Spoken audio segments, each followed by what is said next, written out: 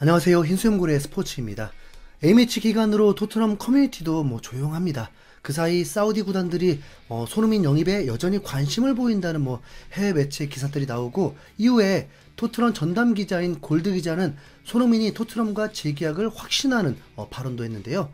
사실 어느 것도 예상할 수 없죠. 하지만 손흥민이 말한 것을 두고 보면 힌트는 충분히 있었습니다. 아직 프리미어리그에서 할 일이 많이 남아있다. 네, 아직 프리미어리그 어디라고요? 정확히 찝어서 프리미어리그에서 할 일이 많이 남았다고 했습니다. 자, 그럼 프리미어리그에서라고 했지 토트넘에서라고는 또 하지 않았습니다.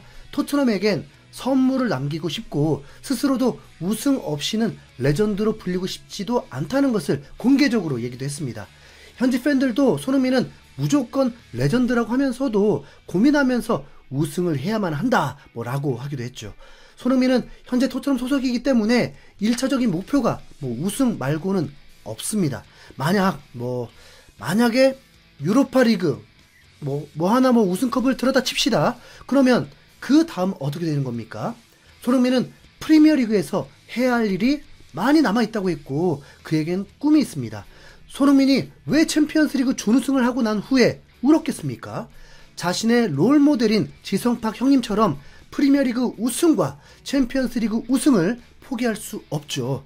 손흥민의 가치가 떨어져서 중위권 팀에서나 원하는 선수라면 리그 우승, 챔스 우승이라는 건 목표가 아니라 헛된 꿈이 되겠지만, 손흥민은 최고의 골 결정력을 가지고 있기 때문에 어느 빅클럽에서도 꼭 필요한 존재입니다.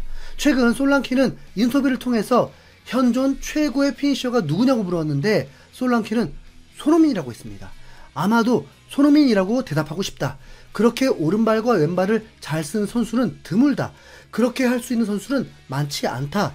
양발로 모두 훌륭한 마무리를 할 수 있다는 것은 정말 대단한 일이다. 그는 훈련도 똑같이 한다. 그는 훌륭한 리더다. 솔직히 말해서 내가 만난 사람 중에 가장 친절하다. 경기장에서나 훈련에서나 똑같다. 라면서 손흥민을 극찬했습니다.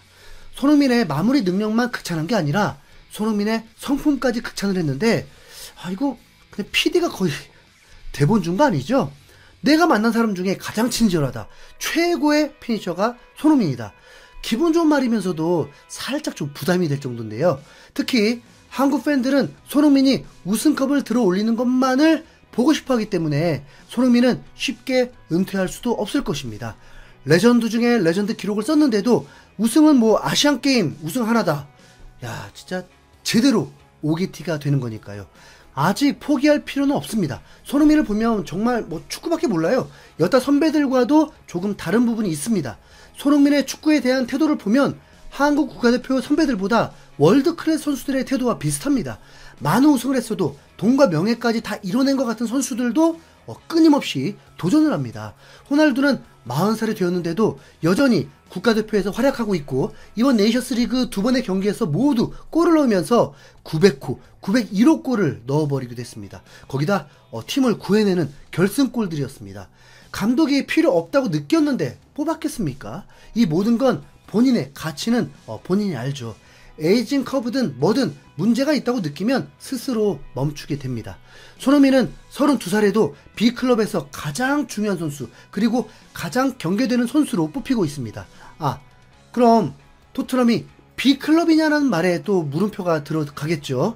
토트넘은 B클럽의 이단아 같은 존재입니다. 일반적으로 B클럽은 우승을 하고 우승할 수 있는 팀이 B클럽이라고 불렸는데, 우승을 하는 팀이라는 것 자체가 투자를 많이 했기 때문에 우승을 하는 것이고, 투자를 많이 한다는 건 그만큼 부자 구단이라고 봐야 하잖아요. 그런데 토트넘은 돈을 많이 버는 구단은 맞는데 나머진 B클럽과 어울리지 않거든요. 그래도 명장과 손흥민과 케인을 보유하고 있을 때는 우승은 없어도 B클럽 축에 들어가도 될 법했습니다. 그런데 케인을 팔아서 흑자를 낸 후에 톱플레이어가 손흥민 혼자 남게 되면서 선수들과 감독들은 토트넘을 B클럽이라고 하지만 아슬아슬한 상황입니다. 그런데 여기서 손흥민이 토트넘을 떠난다고 생각해보세요. 토트넘은 그냥 곧바로 크리스탈 팰리스급 팀이 돼버립니다.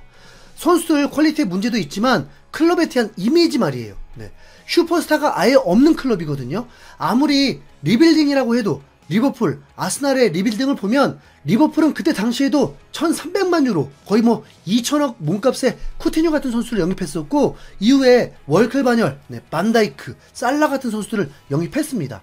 아스날도 암흑기를 보냈을 때도 오바메양, 외질 같은 선수를 보유하고 있었고 FA컵 우승을 하기도 했습니다. 그런데 토트넘은 지금 상황에서 손흥민을 떠나보내고 나면 정말 토트넘의 상징이 되어줄 선수가 없게 되는 겁니다.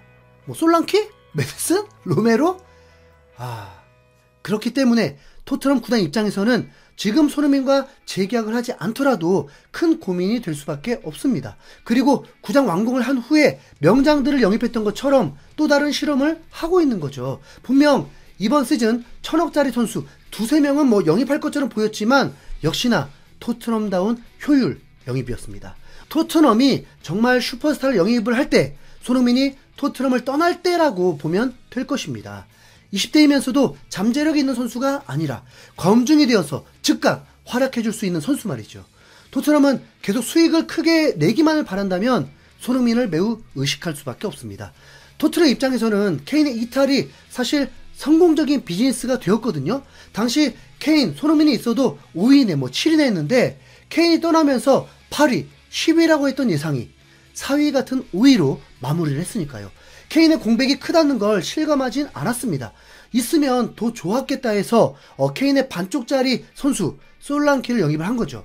골드 기자는 팬들과 소통의 시간에 토트넘이 지난 시즌보다 분명 더 강해져 있다고 보고 있습니다. 그러니까 토트넘은 당연히 이번에도 간을 보는 거죠.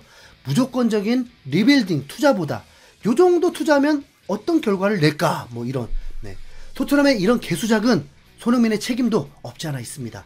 살라는 그냥 뭐 대놓고 내 계약은 올 시즌까지이기 때문에 리버풀에서 마지막 시즌이다라고 해버렸죠. 그건 다르게 보면 구단에 대한 압박이기도 합니다. 실제 살라는 3년 전 재계약 때도 아예 복귀를 안 해버리기까지 했잖아요. 살라가 그런 태도로 나왔다고 해서 리버풀 팬들이 구단 편들지 않습니다. 리버풀의 히어로인 만큼 그만큼의 대우를 해주길 바라고 있죠. 실제로 살라가 그 발언을 하니까 이제 영국 매체 팀토크는 리버풀이 살라의 미래에 대한 결정을 내렸다라면서 구단의 정책을 바꾸면서까지 살라와 재계약을 하려고 한다라고 보도를 했습니다. 가장 깔끔한 건 손흥민이 토트넘 우승컵 하나 들게 해주고 토트넘에 몇천만 유로 이익 주고 떠나면 뭐 그게 가장 완벽한 시나리오였죠. 그러나 우승 못하면 구단은 손흥민을 보내지도 못할 것이고 손흥민은 재계약을 할 확률이 더 올라갑니다. 어때요? 이래도 토트넘 우승 응원 안 해주실 거예요? 손흥민은 포기를 모르는 남자입니다. 손흥민 같은 남자는 한번 칼을 들었으면 끝장을 보는 거거든요. 이 정도면 손흥민 위해서라도 토트넘 우승 응원합시다. 그런데 최근 엔지 감독이 유로파리그 조별예선 선수 명단을 발표를 했는데 황당하게도 골키퍼를 4명을 등록하고 스펜스를 빼버리면서 논란이 되고 있는데요. 이것도 진짜 황당한 경우긴 한데 스펜스와 얘기는 잘했겠죠. 현재 리그에서 후반에 짧은 시간들 투입은 되고 있는데 그러면 포로가 쉬어야 할 때 스펜스가 선발 출전이 될 줄 알았는데 스펜스는 유로파리그 조별리그에서는 아예 볼 수조차 없게 됩니다. 이러면 선수들 멀티 포지션을 쓰겠다는 건데 풀백 자리 이렇게 헐거워서 괜찮을까요?